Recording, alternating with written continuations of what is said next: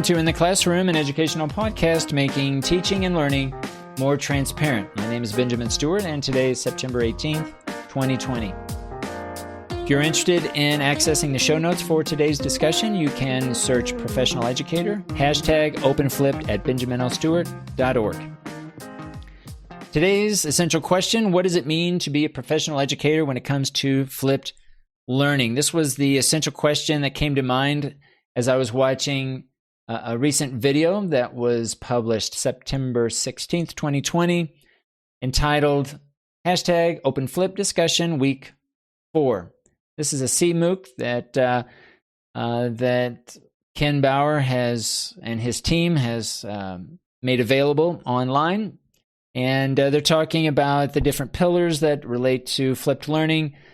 The pillar professional educator is the focus of this discussion.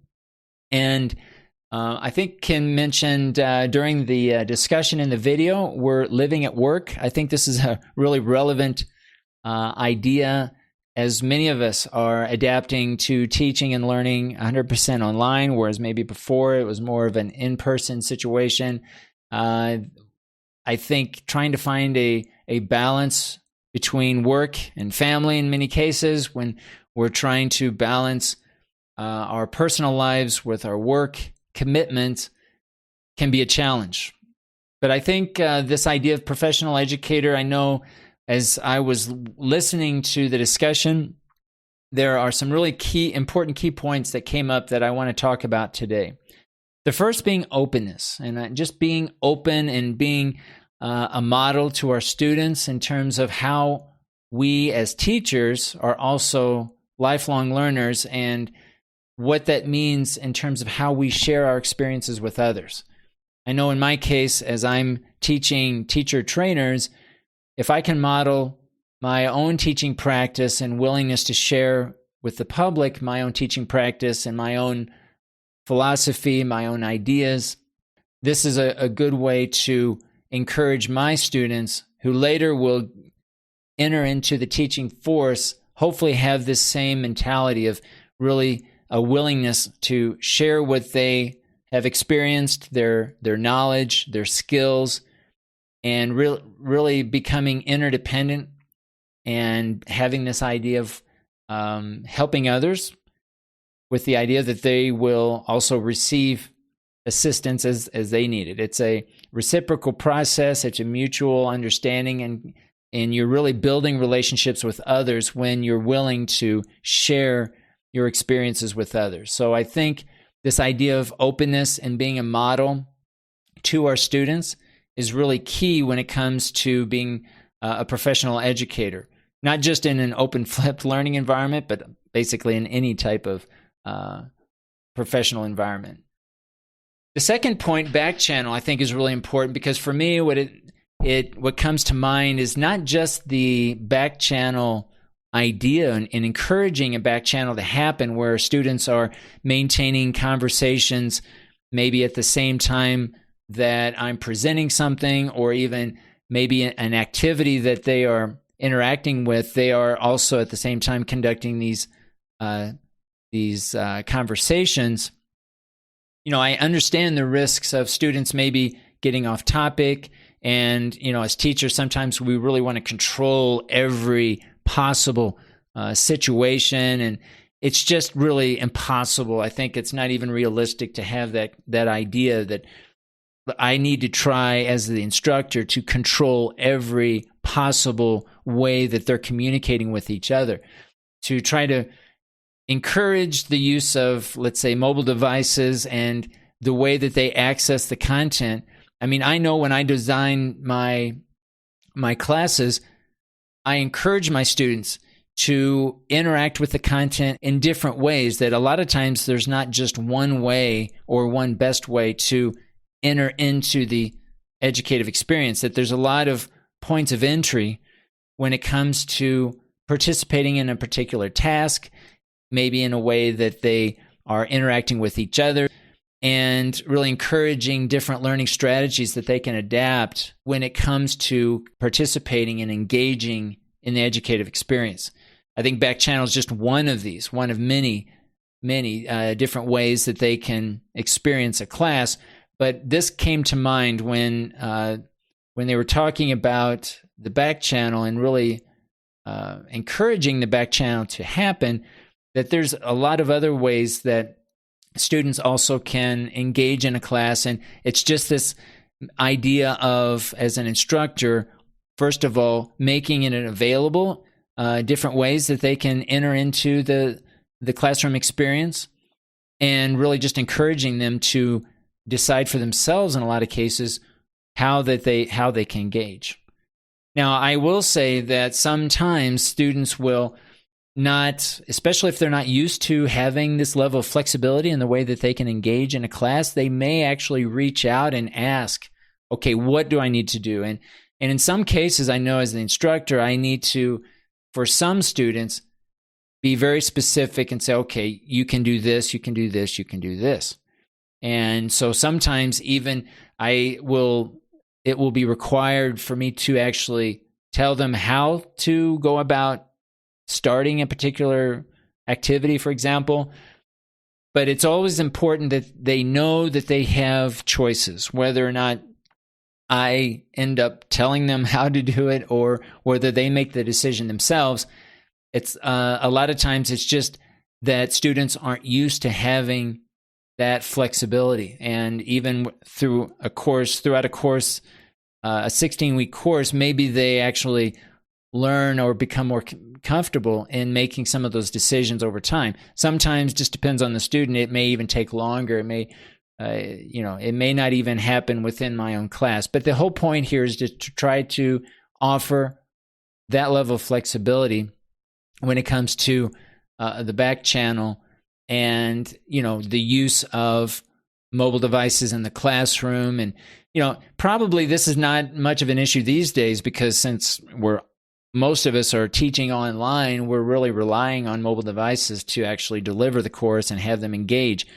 But, when we go back to in-person classes, what's this going to look like? Are we going to go back to now rejecting mobile devices and rejecting certain technologies maybe that we subscribed to before COVID? Or is this going to actually change the way that we learn to bring in technology, content, and engagement and bring all those together to really create and design the best educative experience? That's going to be the question. The last key point I'd like to talk about relates to workload. And there were some comments about maybe, the workload that's involved in a flipped learning environment, maybe there's more of a time investment in implementing an online class or flipped learning environment. I think it's important to distinguish between the planning and the implementing of a learning design, because I see them as being separate, right? And I know for myself, there probably is a lot of planning and time required maybe to plan for the learning experience, maybe to plan the learning design. But I think the whole point, at least for me, the approach that I take with any use of technology is how can the technology provide a way for me to work smarter, not necessarily harder? And I'll say the same for my students. How can the technology help make them work smarter and not harder? I really try each semester to find ways to simplify as much as I can the technologies that they're going to use to engage in the content and to engage with each other. And a lot of times this means not using maybe the most sophisticated or the quote-unquote best technology out there, or maybe the newest technology. A lot of times it's just using something that they can access in an easy way, maybe that they are already familiar with. In my case, at our institution, we are fortunate to have available Microsoft 365, which includes the entire suite. And one of those apps that we rely on quite a bit is Microsoft Teams. So basically, my entire course resides within Microsoft teams, both in terms of different technologies that link with the educational design, but also live conversations. Both synchronous and asynchronous types of communication are all within Microsoft Teams. So we'll have live classes Monday through Friday. Every day we'll meet online, and that will all be within Microsoft Teams, as well as asynchronous types of communication through forums or even chats that occur over time, conversations that happen over time. Those all reside within Microsoft Teams. Again, since all students have educative accounts within Microsoft, they already have these accounts set up.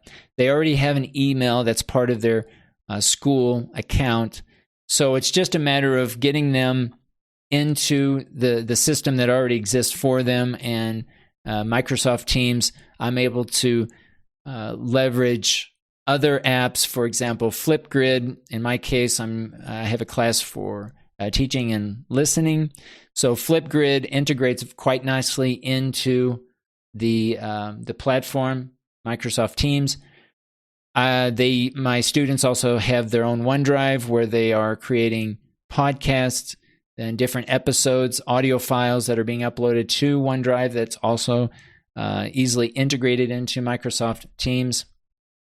So it's really about finding the right workload, the way that technology, the way that I use technology.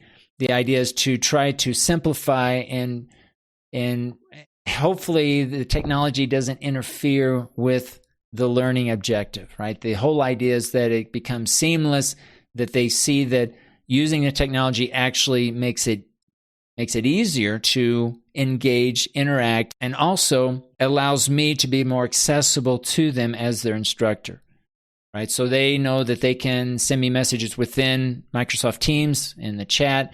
I really encourage students not to send me any personal emails. I never respond to emails because I want them to send me messages, private messages through the chat. If they need to send something and we need to correspond one-on-one, I want to keep everything within Microsoft Teams because, again, it just keeps it simple.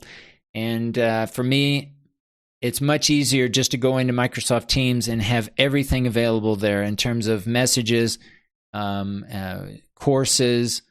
I can check everybody's work within Microsoft Teams. It just simplifies the whole process.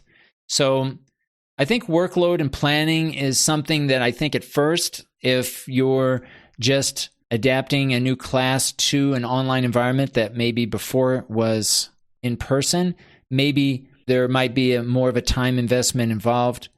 But I think that it's important for students not to feel overwhelmed with the technology. And I know that every course that I teach, the first few weeks, students may feel overwhelmed simply because they're not used to using the technology in the way that I am proposing. But I think for the most part, as they get used to the technology, they see that there's a flow, and that's really what I'm after, is trying to get a flow where students are engaging in the content and communicating with each other and with me in a way that is productive, efficient, effective, and something that they can maintain throughout the semester. So again, shout out to all the educators who were sharing their discussions in the YouTube chat, the Open Flip discussion for week 4. I enjoyed the discussion. The key points, again, for me that stood out: openness, backchannel, and flexibility. I kind of put those into the same category. And then workload, and thinking in terms of workload versus planning. What does it mean to be able to use technology in a flipped learning environment in a way that really adds value, keeps it simple, but actually fosters learning and promotes communication between student and teacher. This has been In the Classroom, an educational podcast making teaching and learning more transparent. My name's Benjamin Stewart. Thanks for listening.